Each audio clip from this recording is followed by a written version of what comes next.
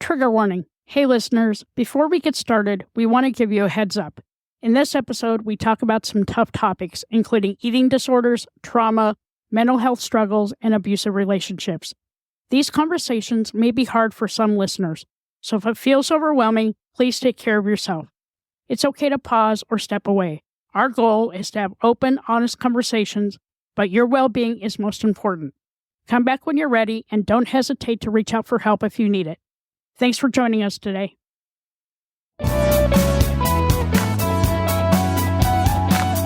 Hey there, listeners. Welcome to Shit That Goes Under Our Heads, the podcast where we normalize conversations around mental health. That's right.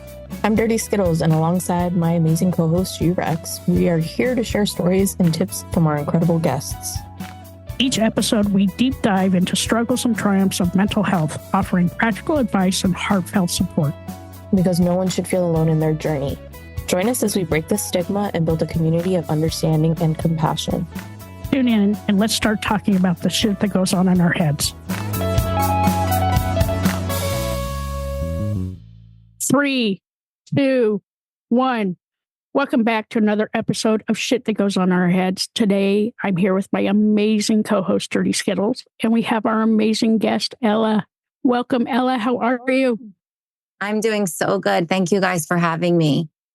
I'm so glad you're here. It's been months since we did our pre-recording, and I was getting so excited about this episode. So I'm super excited to have you.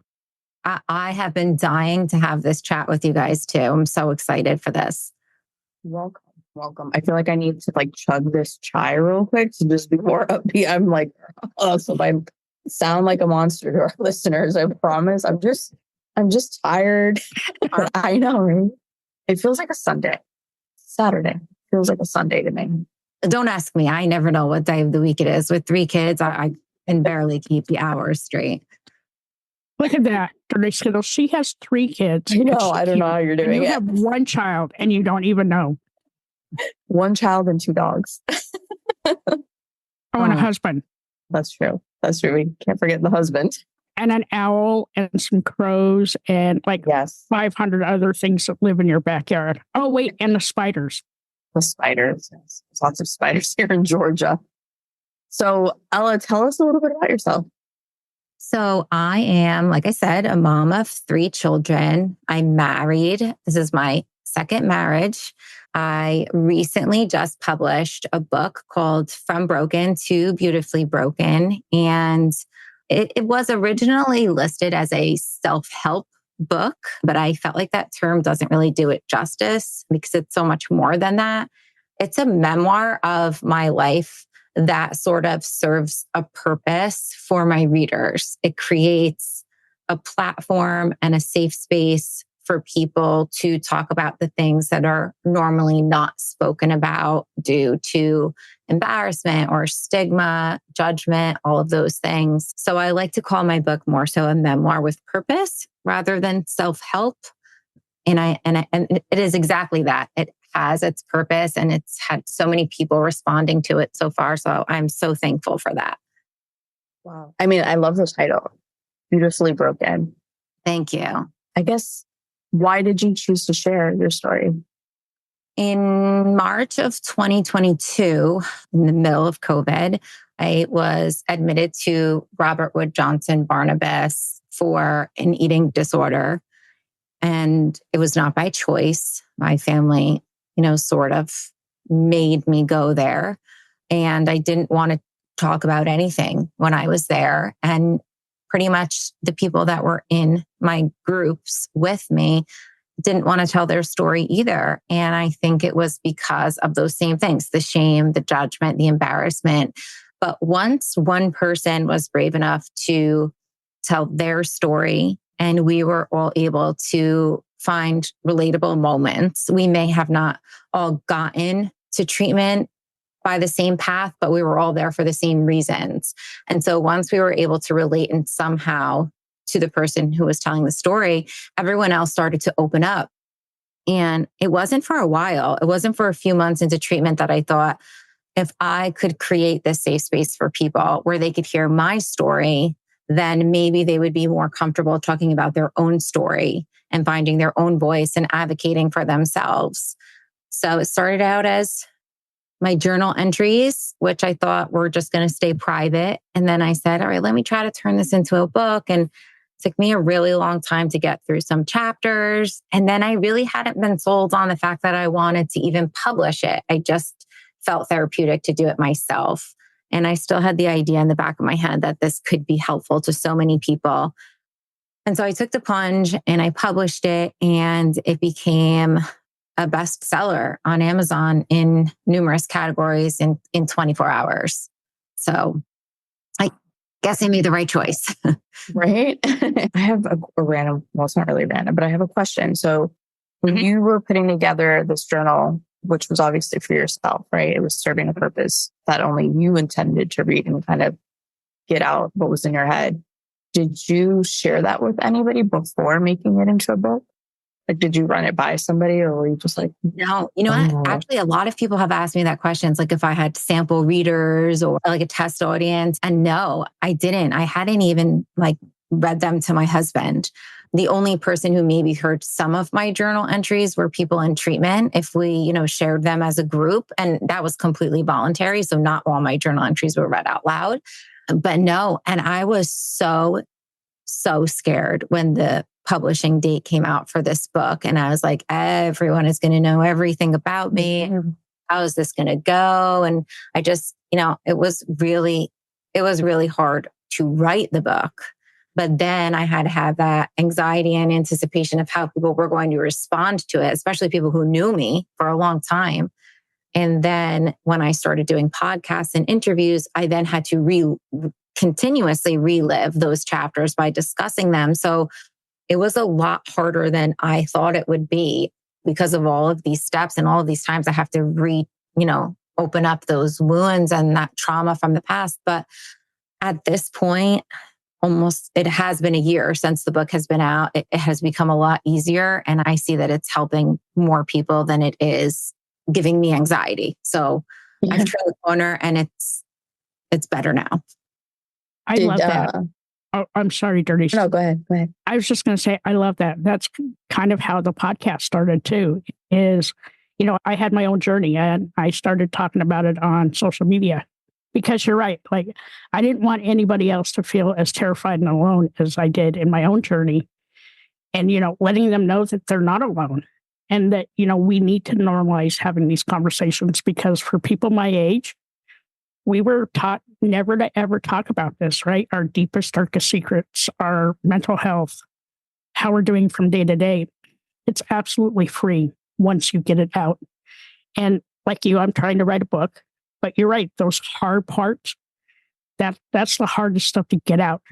But I do want to get it out of my head because there's other stuff I want to do in my life besides relive that trauma day in and day out. Yeah. You know what? Sometimes like specific chapters, it took me months. Like I would have to walk away when I felt triggered by something and, I would just shut the computer and leave it. Like I wasn't on anybody else's timeline. I wasn't, rushing to have this done. It is what it is. I took whatever time I needed to write the chapter or rewrite the chapter. And I was very conscious to make sure that it was my story and I wasn't putting any words in anyone else's mouth. It was completely from my point of view, how I saw things. I wanted to make sure that I preserved, the identity of everybody in my book. I wanted to make sure that I wasn't exposing anybody. I had to make sure that names were changed, places were changed, whatever the case may be. And my intention of the book was never to call anybody out, never to hurt anybody's feelings. It really just truly is what my opinion was from age 4 to age 40. And I tried to leave out the judgment and I tried to change my perspective on the situations from my past. So it does. It takes a long time. Sometimes you have to walk away and regain that perspective, to continue writing. So take your time. I'm taking my time.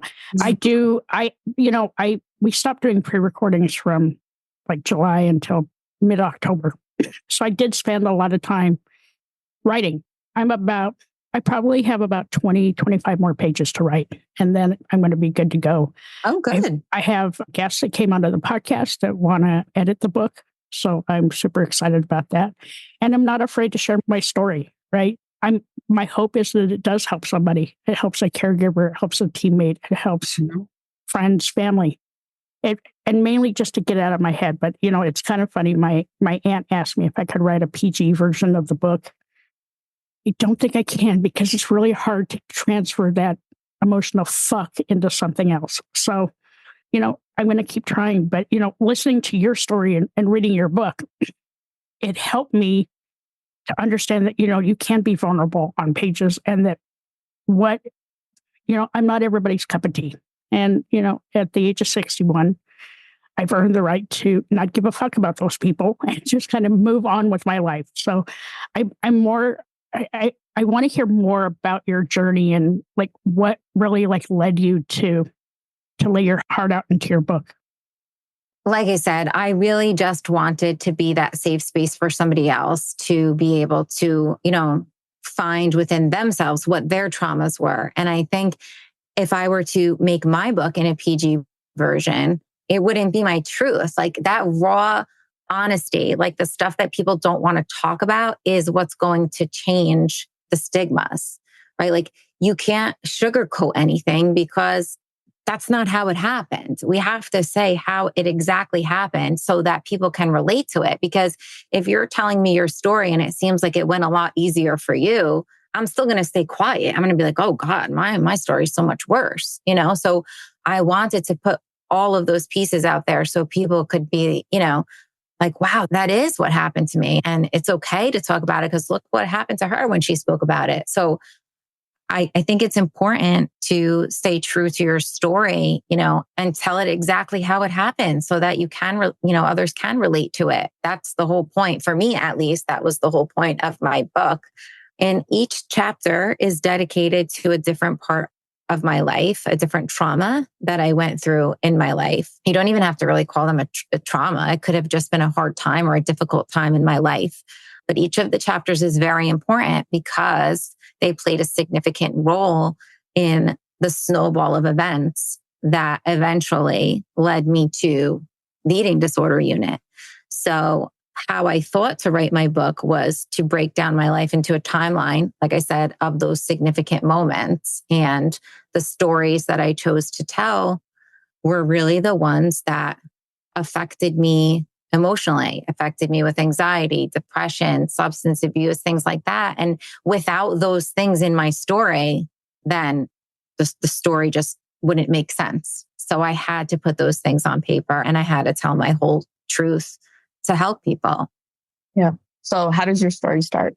I was 4 years old and I was in a very bad car accident. A neighbor of my mother, and my mother would take turns driving us to school every morning. She had a little girl my age. We were best friends and we're on our way to preschool. And we were struck by a postal service truck. So not like your normal mailman. It was the truck that delivers the sacks of mail to the post office. So it was a larger truck.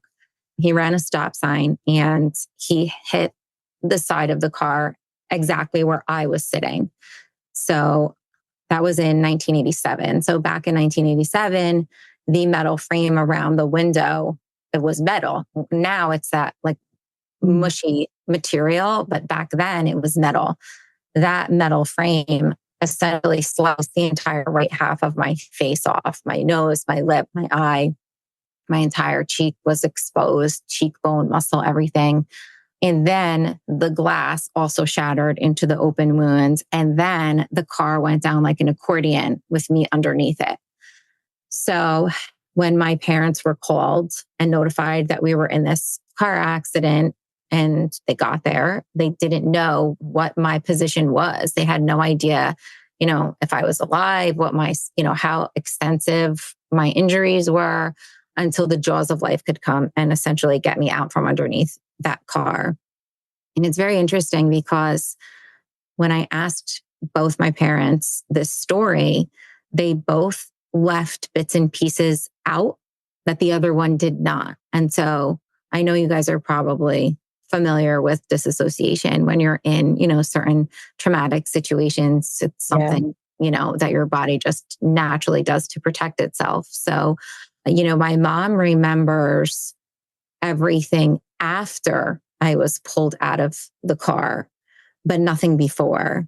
And my dad remembers everything before, but nothing after. So between the two of them, I was able to piece together the story. And nonetheless, I ended up with over 500 stitches on the side of my face. Well, they stopped counting at 500. I had to have my eyelid reattached, pieces of my nose, my lip, and my collarbone was broken. So I was I was at 4. Yep.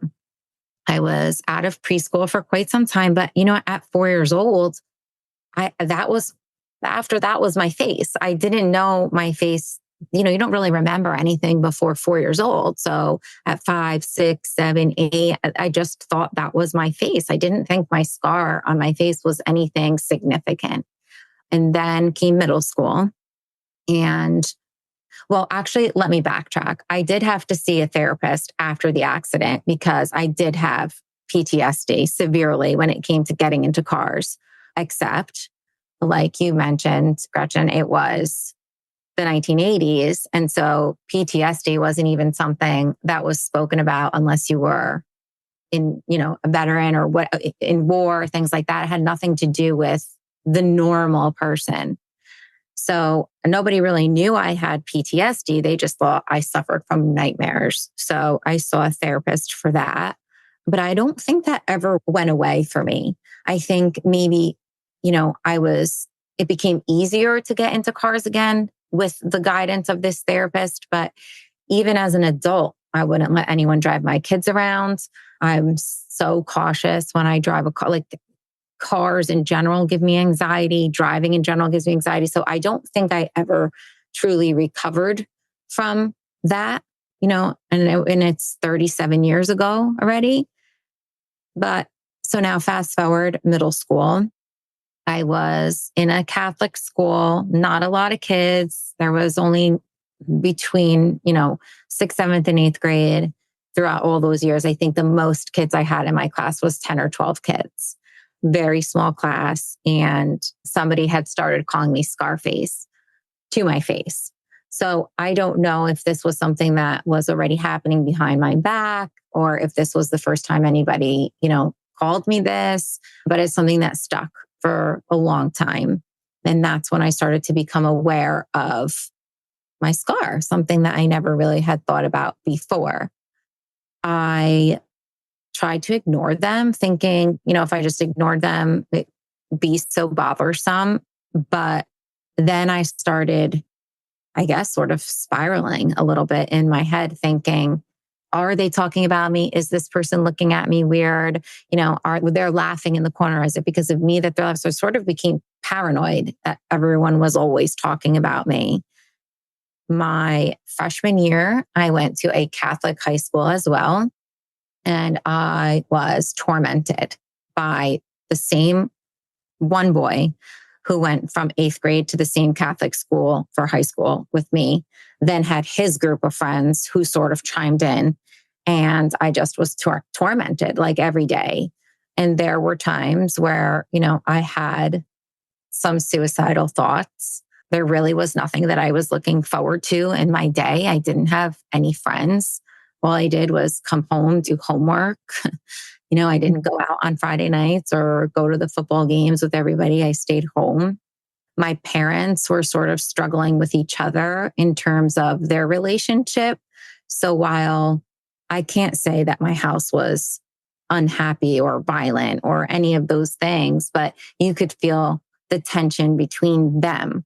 So not having an escape from that and, also what was happening in school became a self-worth, self-confidence issue. So you can see how this all started to snowball for me.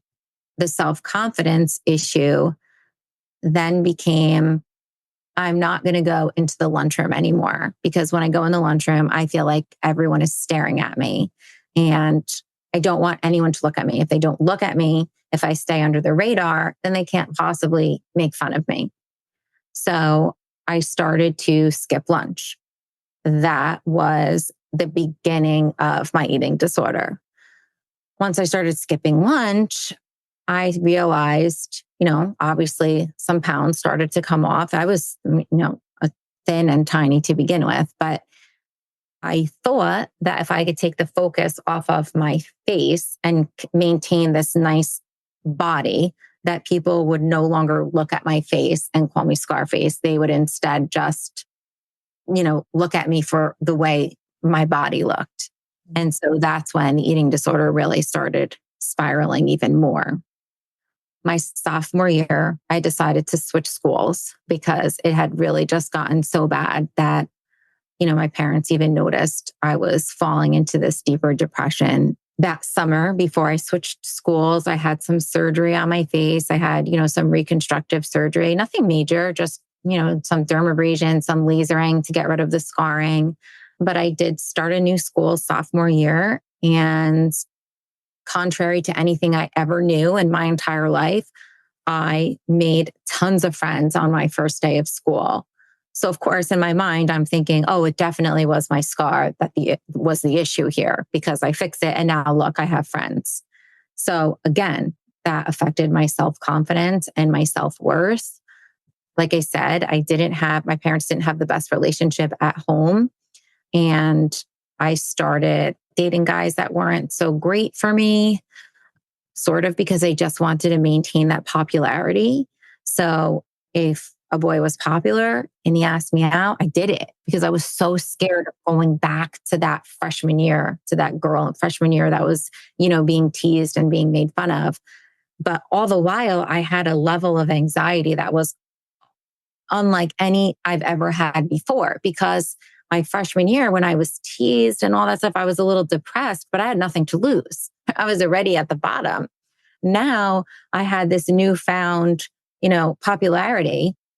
And I was so scared I was going to lose it. And I was so scared I was going to go back to that girl that I was living in a constant state of anxiousness and anxiety. It was awful. I mean, I'm sure you guys are familiar with the side effects of what comes along with anxiety. I started trying to do whatever I could to silence that anxiety because nobody went to a therapist. Nobody went to a psychiatrist. And there was no way I was going to tell anybody these things because the people who did see therapists in high school were labeled as like the severely crazy people. Mm-hmm. So, and again, because this was the 90s. So I, kept it to myself and I started trying alcohol and different drugs and things like that to silence that anxiety. And it worked, obviously, in that moment, it worked. But then those things wear off and you're back to reality. And the anxiety is even worse because the drugs are altering the chemicals in your brain, which actually makes the anxiety so much worse in the end. So what I thought was, helping to get rid of my anxiety was actually making it 10 times worse in the end. The story actually gets worse. So I want to give you guys a second. I gave you so much of my story. I want to give you a second to see if there's something you want me to talk about more before I move forward, because this is where it gets really complicated. I have one question that I keep going back to. You had mentioned something earlier that you didn't know a difference, like your face was your face. And at some point you talked to your parents about what had happened. When did you start to piece together that the scar was tied back to that accident? I think I always knew that the scar was from a car accident, but at a young age, it's just something that I was used to. So I thought other people would be used to it as well. Like I always knew it was from the car accident. Okay. I just didn't think people cared about it. I didn't think that people had an opinion about it because none of my family ever spoke about it, so I didn't think that other people would even notice it, I guess, because like whoever I was around all the time, family, they didn't really know, they didn't notice it or make a point of it. So it just was shocking to me. It just like snapped in my head, like, oh my God, other people do see this scar and are bothered by it, obviously. So it was in the moment that he called me Scarface that I was like, wait a second, people are like paying attention to my scar instead of me. Like, it was very confusing. Yeah. And I actually, when I was called Scarface, it was the first time that I felt a feeling I had never felt before, which I still don't even know how to put into words. It was like all the air was sucked out of me and I wanted to cry and scream and the room was spinning. You know, it was almost like I was having a panic attack. Yeah. To like hear somebody say that out loud and for me to come to the realization that, wow, like, holy shit, other people actually notice this scar and are bothered by it enough to make fun of me for it. And then that's something that sticks with you forever. Like you don't go backwards on that. I mean, even to this day, I still feel like people, you know, notice it and they're like, well, we don't even see it. Like we just thought it was acne or whatever. So now it's the opposite. Now it's me that's very much aware of it and others who are not paying as much attention to it now. Do you remember how old you were when you were asking your parents about the accident? Ugh. It must have been around middle school because once they called me Scarface, you know, I did remember bits and pieces as a kid. Like I remembered being wheeled in the wheelchair in the hospital. I remember the smell of the iodine that they used on my face. I remember looking in the mirror, you know, when I got home and seeing the stitching on my face. I remember those little things. So I kind of always knew about the accident in small pieces. And I never cared to know the whole story until middle school when they called me Scarface, you know, then I said like, what exactly happened here? Like what were the series of events that happened? Because obviously this is a bigger deal than I thought it was all these years. And like I said, they would just give me small bits and pieces. And I thought it was because they were trying to protect me from knowing the whole truth. But in reality, you know, my mom only remembered bits and pieces, you know, and my dad only remembered bits and pieces. And my aunt only remembered bits and pieces. So it took me some time to, even when I wrote the book, I had to re-ask them to tell the story so that I made sure that I got the story correct. So it wasn't until I wrote the book that I knew the full entire story of the car accident. Wow. So my question is, like, how did the teachers react? Like, I can remember the teachers when I was young and, you know, they would like ask questions and stuff, but like, were they even empathetic to what was going on or were they just kind of jerks? I feel like they just like turned a cheek to it. Like, you know, they were smart in the way that they would tease me. Like they would say as they were passing me in my chair or in the hallway at the lockers. And they knew that I was this quiet, kept to myself girl. Like I wasn't going to tell on them, you know. And when I walked in the cafeteria, they would laugh. I knew they were laughing at me. The teacher would just say, oh, settle down. Like it was never addressed. And I don't know if it was a Catholic school. There wasn't as many teachers. There wasn't as large as a staff as there was, you know, in public school. Listen, I was a teacher for 13 years before COVID. And when I heard someone teasing another child in my class, I absolutely did something about that. Like that was not tolerated in my classroom whatsoever. And I made sure that these kids knew that. You know, I didn't humiliate them in front of the rest of the class, but I definitely pulled them aside and there were consequences if they were picking on somebody. But I don't know that nobody really picked up on it. Like I said, I was this quiet girl that kept to herself and I just flew under the radar. I got straight A's my freshman year. The teachers weren't really worried about me. Like I was that student that did what she was supposed to do, got good grades, stayed quiet. And, you know, the teachers didn't worry about me. And when the kids were making fun of me, it was just, you know, settle down, knock it off, come on, sit down. It was never an issue that was brought up with the teachers where they did something significant about it. And honestly, in that time, it would have probably not been addressed properly anyways, because I remember my childhood and being told, oh, boys will be boys. Mm-hmm. And like or that would like just, you. Like, yeah, he's teasing you because he likes so like bullshit. You know what I mean? Like it wouldn't have probably helped nonetheless. But I did think about that kid and I was like, fuck that kid. Where's he at today? What's his name? Just kidding. You know, I do this all the time. I think like, I wonder what happened to them. And like, I'm actually not a believer in karma, which is strange because I believe that we like carve our own paths and our destination is in our own hands. But I'm like, I wonder what happened. Like the universe had to do something. Right. Like, they couldn't have just like gotten away with doing that to me for all those years. And I did run into one of the boys years and years later. I mean, maybe it was like 10 years ago. And it was at a friend's christening. And he was the clown at the christening. You're like, as you should, fucker. As you should. You know what? I'm not knocking that as a job. However, I often would say like in the years after, like, oh, that kid was such a clown. Like he was, such, and like actually he is. And I'm like, I said to my husband, I'm look, actually manifested it for him. Like, this is crazy. It's like it actually happened. But yeah, and what's funny is when I became popular, in sophomore, junior, and senior year, a couple of those boys that teased me in my Catholic school freshman year asked me out later years, which I found comical because I would never give them the time of day. It just is, it's, whatever. The universe always plays out in some way, but I never actually thought I would see him as a clown. I love that. It is very funny. It's very funny. Yes. And I went up to him actually because I had kids and I was like, oh, my kids, want balloons or whatever. And I looked at him and I was like, do you know me? Yeah. And he was like, no, like, I don't know you. He knew. He fucking knew. 100% knew who I was. He was hoping you didn't know who he was is the problem.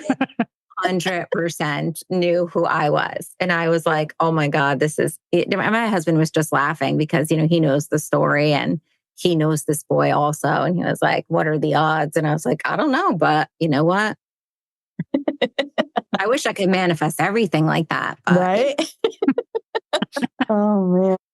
Okay. So that was freshman year, flying under the radar, getting straight A's, sort of almost self-medicating in some way to kind of just come, I don't know, to be able to operate, I would imagine, just get through the day. So then what happens next? So I become popular. I start dating a lot of, I guess, for lack of better words, losers, but just because they were popular and I needed to maintain that level, I dated them.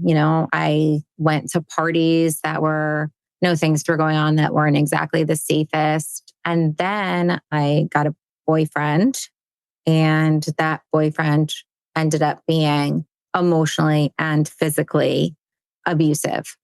And because of that, low self-worth, I thought that, hey, this is what it is. This is what you get. If you want to have a boyfriend, this is the kind of boyfriend you're going to deserve. So even though I had found that popularity, I still thought I was the same loser from freshman year. So I accepted whatever I could get, not creating more self-worth, higher boundaries, not setting the bar higher. Like I had the lowest standards because honestly, I never thought I was going to, I thought you had to be lucky to get a boyfriend. I thought you had to be like beautiful and cool, And so if I had a boyfriend, whether he was emotionally abusive or physically abusive, like I still could say I had a boyfriend. And that's what was going on in my head. So you could see how bad my brain was functioning at this point and how much therapy I needed at this point. And as the years progressed, it just got worse and worse. And, alcohol always lasts for so long, so you go to something else. And then I was going to clubs in the city with friends. I was going to clubs at 15, 16 years old. And my parents thought I was sleeping at someone else's house. And I was really at a club in the city doing drugs. And drugs are the only thing that gave me a sense of peace for whatever that moment was. Like it's the only time my anxiety was at zero. But of course, then those drugs would wear off. And I was like, oh my God, I could have died or this could have happened. So then the anxiety got worse again. And so then you try to use other drugs and then I try to use pain medication, anything I could get my hands on just to silence my head. My head was just so noisy all the time. And I just needed it to be quiet. So I dated this boy throughout high school.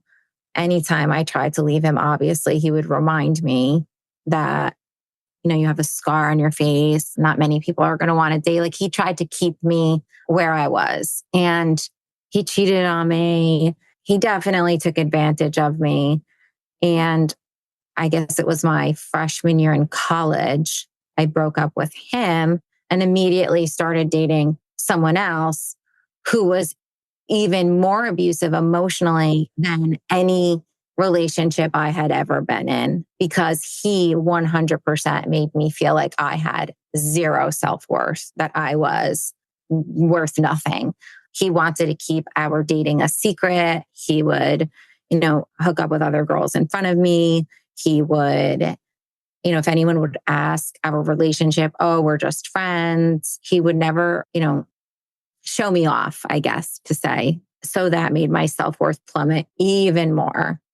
At the same time, my parents got divorced, and the divorce didn't really affect me because I knew it was coming. Like, my parents had this relationship where they just coexisted, and they did everything for their children, not for themselves together. So, I was in college, I was older. So the divorce didn't really affect me so much as when my dad left and started dating someone else, that became his new life. And so now I have a boyfriend who wants to hide me from everybody and, not acknowledge the relationship or, play these like narcissistic games with me. But at the same time, I now had a father who left, but not only left, he decided that this new family was more important than us. So at, two different angles, I was feeling like I was insignificant in every way possible at that moment.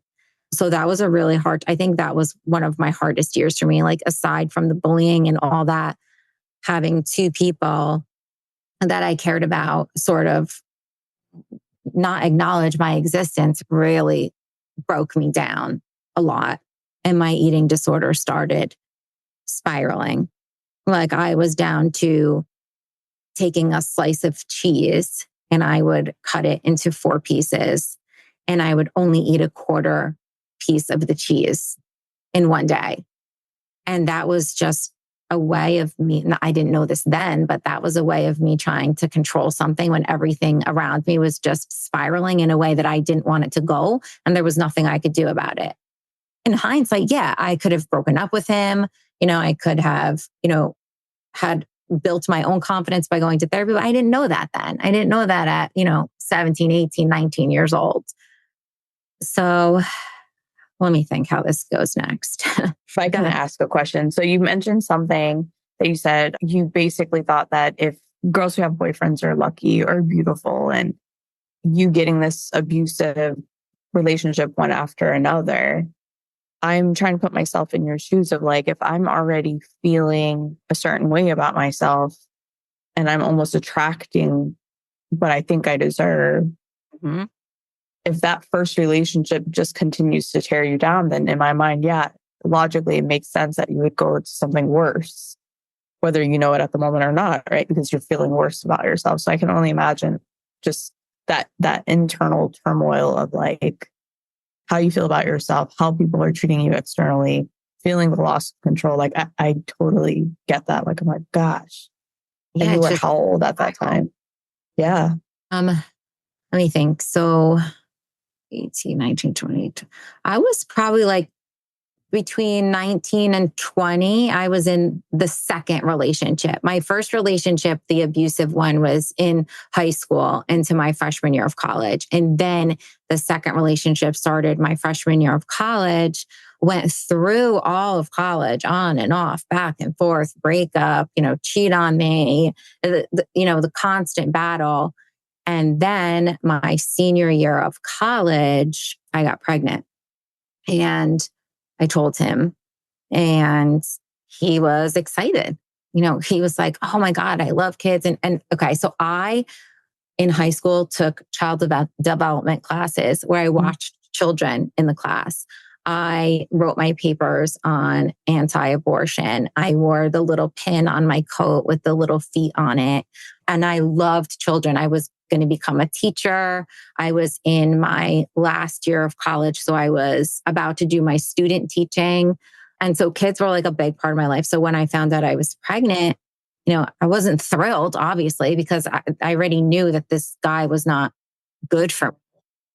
But it's a baby and I love babies, So He was happy about it. My parents, not so much. They did not love the idea. They weren't really very supportive of the idea. Like I said, they had just gotten divorced. My mom had finally gotten back on her feet. She was still teaching. So it's not even like she would have been able to help me with the baby because she would be going to work every day. And so my boyfriend at the time's mother offered to have me live with her and she would help us raise the baby. And we were like, okay, this can, work out. We started telling everybody. And all of a sudden, I guess maybe 9 or 10 weeks into it, he decided, no, I don't want to do this anymore. I'm not all in. Like I don't want a baby at all.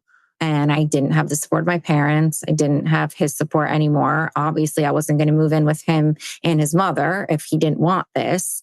I called a couple family members and everyone was able to convince me that the right thing to do would to just be a termination, finish college, get my degree, move on. It's not what I wanted, but I ultimately did that. And my boyfriend at the time told me that I had to have it done, but it was not something he could come with me to do because he didn't believe in it. So I had to do it on my own, which literally makes zero sense whatsoever. Yeah, I'm like getting all worked up. You can't see me, but I'm fucking pissed. Yeah. What a fucking coward. And I am in this just like cloud of confusion and my hormones are all over the place. And I'm not justifying what I did, because of any of those things. But again, no self-worth, no support system. The person who is supposed to do this with me decides that I'm not even worth it again to do something like this with. In my mind, I thought, oh, I'm not somebody that someone wants to have a baby with. He doesn't want to spend the rest of his life with me, blah, blah, blah. So regardless, he did not come with me. My mom took me.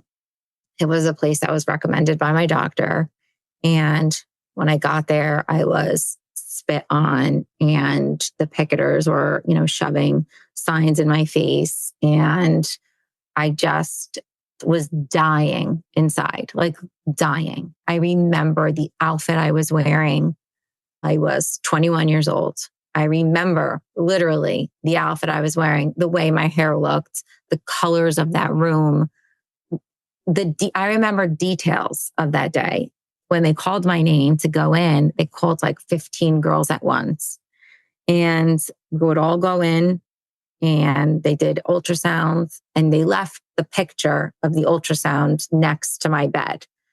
And I honestly, I just was praying that this, when I got home, I would be one of those lucky people that this didn't take, like it didn't work. Like I would get home and they'd be like, oh my God, sometimes this doesn't work. Like you're still pregnant. But there I was. And I could have gotten up at that very moment and left, but I just didn't have the confidence to believe in myself or the confidence to believe that I could do this no matter what anybody else said. And so I went through with it. I got home. I fell into a serious depression.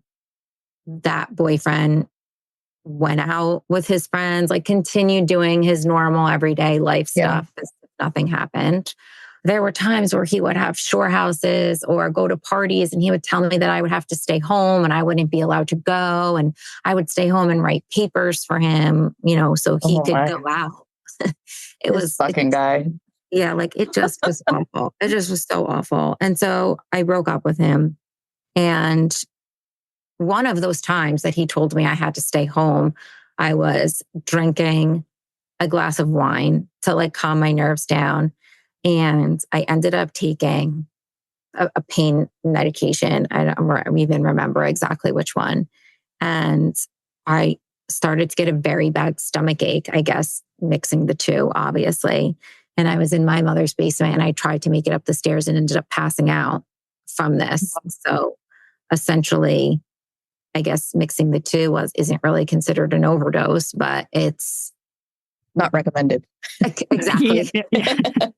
So I passed out. They had to call the paramedics. It was a nightmare. Like everything I put myself through because of somebody else is mind blowing to me now that I have perspective and a different mindset. But I let these people just basically take over every aspect of my mind and insecurities and all of that.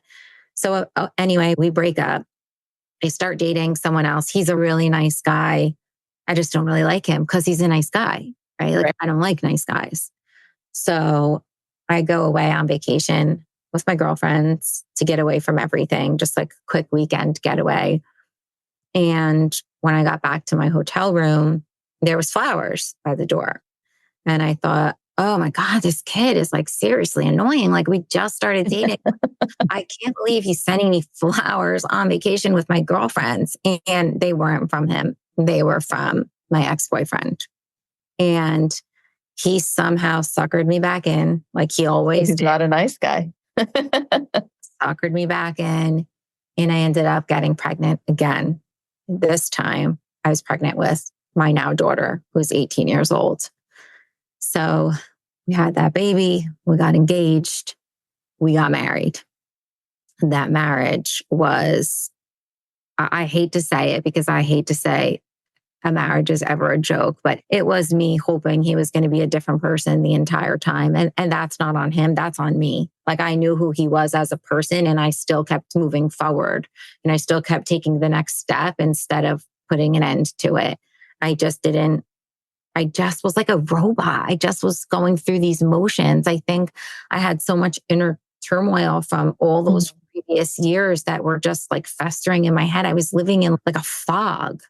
Needless to say, that marriage lasted not even 5 years. I did have another baby. I had my son, who's 14 years old now. But I went through so much in that marriage. It was there. I don't even think there was enough time in this episode to talk about everything I went through in that marriage. But I eventually asked for a divorce. And for anybody who says that the person who asks for the divorce has it easy, that is a complete lie. It is, no matter if you are the one asking for the divorce or if someone wants to divorce you, it is gut-wrenching if you have children, because you have to take everything they know and rip it out from underneath them. And you feel selfish when you're doing it. And you think, and I did many times say, I got to do this for my kids. I got to do this for my kids. Like, this is going to be so awful for them. I'll find a way to get through this. And honestly, because my parents had a relationship that was not the best role model for me, I thought marriage was like this. Like, I thought you got married, ended up hating your husband, you like split the bills, split the chores of the house. And like, that just was what marriage was. And so when this marriage was really shitty, I thought, well, this is marriage. So what's the difference? At least my kids are living with their father. But it came to a point where I couldn't do it anymore. We had moved in with my grandfather when my daughter was a year old. My grandfather had gotten sick and he had cancer. He was living in a house, by himself. My grandmother had already passed away, which is a whole nother topic. And my ex-husband didn't make enough money for us to buy our own home. Mm-hmm. So my grandfather offered for us to live there. And he turned the house almost into like a 2-family where we could take the upstairs and he took the downstairs. And in return, I helped to take care of him. My aunt really took care of him for everything, but I was there when she wasn't. So, if there was ever an emergency, I helped and whatnot. But thank God for my grandfather, because all of those years of my marriage, the only reason I was able to survive was because of him. He gave me everything that my marriage lacked. When my husband didn't come home with money because he had gambled it or, I don't even know what the hell he did with it. My grandfather was always there to help me with the kids. In the morning, I would get up early to go to work, get the kids ready for school, and my ex-husband would still be sleeping in bed. So my grandfather would come and help me and he'd be like, I hate to see you struggling so much every day with no help. And God bless him, he helped me up until the day he passed away. And that death and my grandmother's death before him really also impacted me in a deep way. So I have a question about that. Did you find that your grandparents were more understanding and more helpful than your mom and dad were? You know, it's strange because I think, well, definitely more than my dad was never around. My dad was never around. I saw him for holidays, and that was essentially what I saw him for until that eventually stopped also. But my mother helped as much as she could. It's just, she had gone through her own divorce. She was still trying to support my sister and younger brother. So there was only so much. I mean, she was at the house every day helping me in her own way, but she was teaching also. And, by the time she got home from school, so like she had her own things to do to keep, herself and my brother and sister afloat. And my grandfather he just loved me so much. Like he just wanted to do anything he could for me.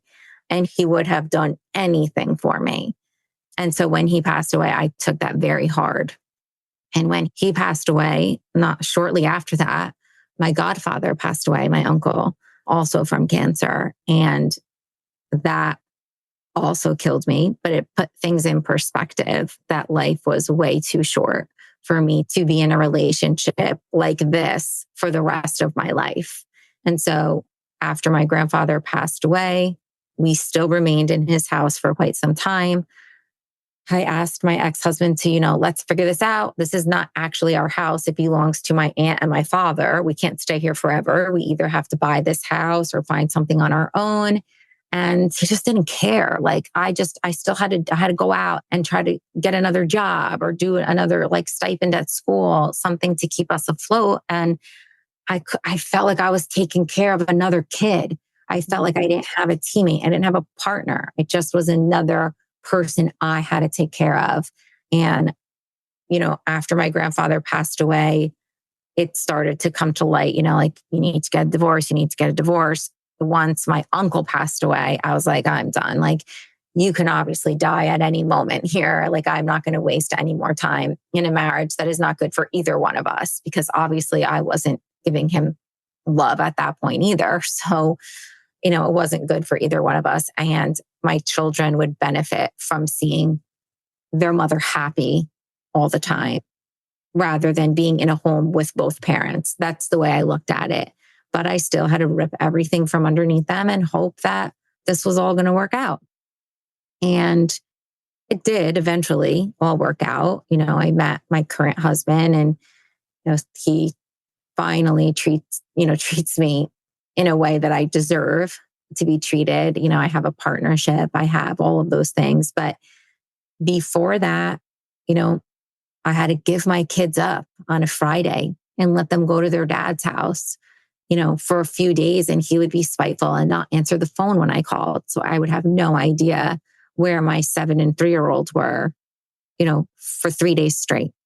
And he wasn't the most present father for them. My daughter ended up doing a lot to take care of her brother, made sure his lunch was ready, made sure he did his homework. And so unfortunately, the divorce did have, some negative effects that were unavoidable. My daughter had to grow up before her time. She's a very anxious person. And I think, again, that's because she held the weight of so much at such a young age. And my son really had a hard time at 3 years old. He would constantly cry for his father. He wanted to go there. His father couldn't take him on certain, like he just couldn't understand why he couldn't have both of us at the same time. But when I started dating my husband now, he just, he loved him. Like he showed him so much attention. They hung out together, and that's when it started to become healthy, So I had to go through that rough patch a little bit. But because someone showed me how I deserved to be treated, I started to gain that self-confidence back, and I started to have that self-love and self-worth. And he showed me that I was worth those things. And I, in turn, then became a better parent, a better person in general for a few years. Yeah. And then we got to COVID. So that's a whole nother part of this. So I'll pause for a second in case you guys have to take a second to just internalize all of that. I have a question. When you met the husband you have now, did you have the same oh, he's a nice guy feelings when you met him? So, funny story. I actually met him. I met him the same year that I met my ex-husband. I met him at my freshman orientation of college. And I was with my best friend at the time. And he was with his best friend at the time, who was somebody we knew. And so we, said hello. And at freshman orientation, you had to sleep in the dorms overnight. And so again, I wasn't the greatest teenager. My friend and I had somebody drop liquor off in the dorm rooms, and we had a party that night. And we invited them to the party. And I was like, oh, I was so excited. I'm like, oh my God, this guy's so cute. I never met him before. And he paid no attention to me. He paid attention to the girl that was my roommate. And I was not going to be fighting for anybody's attention. I didn't have the confidence to do that. So I let it be. And I was like, okay, whatever. So I ended up, dating my ex-husband. He went his way. I went my way. And another one of my friends said to me, oh, I have this new boyfriend I started dating. I really want you to meet him. Can you come hang out with us and his friends? And I was like, I really don't want to be the third wheel, but if you want me to go, I guess I will. And I go, and it was him. So she is the boy that paid no mind to me, my freshman orientation. She was now dating him. And I was like, well, this is awkward. You know what? We moved on. I said, it's only going to be awkward if I make it awkward, because he didn't know that I was interested in him, So I hung out with him quite a few times. I got to know him then. And so I knew he was a nice person from then. And I knew the way that he treated my friend. And I knew that he just genuinely was a good person from that. When they broke up, I never saw him again after that. When I got divorced, I actually messaged him on Facebook. I know, which is totally out of my character. I hit send, and I literally threw my phone, and I was sweating. Panic attack. Panic attack, hives, everything. And I'm like, why did I just do that? What if he's like, I don't even know who you are. Who are you? I don't remember you. I will die. So, but he did. He remembered me. We started chatting, and he teases me to this day that I sought after him. But I changed the narrative on that. And I say, I was just the one that had the guts to do something about it, for one, whatever. So I tell women all the time, don't ever be scared to take a jump at something. You never know what happens. But I said, I want to go somewhere with my friends, but I'm so out of the loop because I just got divorced. So that's how I kind of threw in my divorce in there. Mm-hmm. And he suggested a place that we go to. So I went with all my girlfriends. He shows up, doesn't pay attention to me again. Well, you've got all these other girlfriends. No, I'm just kidding. What is happening? Doesn't say hello, doesn't come my way. I see him across, this bar/restaurant that everybody hangs out at. And I'm like, he's not coming over here. What is happening? I was like, you know what? I can't. So I just hung out with my girlfriends. I'm like, this is a night out with my girlfriends. Every single one of my close friends left their husbands, their kids, whatever it was they had at home to come out with me that night. Because it was the first time that I had gone out in years. So I was not going to not have a good time. So we, had our own little corner, and we had an amazing time. I was walking to go use the bathroom, and he grabbed my arm, and he was like, hey. And I was like, oh no, you just ignored me for the last hour. So I was like, hi. And I just kept it moving. And when I came out, he walked with me over to my friends, and I was like, okay, that's just I just went with it. I had a couple drinks at this point. So I was like, okay, whatever. It is what it is. So he was buying my friend drinks. He hung out with us the whole night, didn't let any of my girlfriends pay for one thing. And after that, I'm from Jersey. So we went to a diner and we got cheese fries. And it was me, my girlfriend, and him. And when I was there, I'm like, honestly, I was going to write you off. Why didn't you even say hello? So weird. You told me to come here and you didn't even say hello to me at first. But then you did. What changed your mind? Like, what happens? I was very like blunt and forward about it because at this point I was like, I don't have time to waste. Right. And he said that my ex-husband's friend had approached him when he got there and said, he saw that he was coming towards me and he stopped him and he said, don't even think about it. And so he was sort of not intimidated, but like, oh God, if this is like sticky web of like bullshit here, like I don't even want to get involved in this. But then he stopped and he was like, I'm not going to let anybody, like if I actually really want to talk to her, I'm not going to let somebody tell me I can't. And so that's when he decided to come over and we continued dating from then on. We got an apartment together. After, months, I introduced him to my kids. After about a year of that, we got an apartment together to see if this all meshed well because, he was living his best bachelor life prior to this.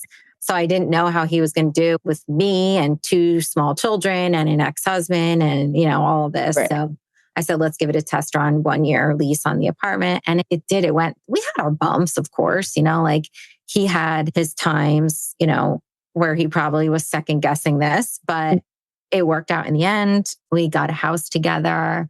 We actually renovated the entire inside of the house together, which was a challenge, but we got along at the end. And, we have something that we did together and we accomplished together, which was nice. But we hit a few rocky patches after we moved into the house. We hit a few road bumps, like serious road bumps, not for us together as a couple, like things that happened to us as a couple that we had to work through. And we each handled it in different ways. And again, my eating disorder started spiraling again. And then, it got to a point where I couldn't pull myself out of it anymore. And I ended up in the eating disorder unit. So if you're ready for that chapter of my life, we can move on to that or we can. Okay. So I had a beautiful relationship with my now husband, but was my boyfriend then. But a lot of things happened to us, a lot of things that happened to us as a couple, not against each other, but happened to us, life circumstances. And in March of 2022, I ended up near organ failure in the eating disorder unit due to those snowball of issues. Hey all, G-Rex here. I know, we left you with another cliffhanger. Anyways, turn in next week for part 2 of this amazing journey. Talk to you soon. See you next week. Bye. Hi all. Thank you so much for listening to this episode. I'm G-Rex. And I'm Dirty Skittles. Don't forget to subscribe, rate, and review this podcast. We'd love to listen to your feedback. We can't do this without you guys. It's okay to be not okay. Just make sure you're talking to someone.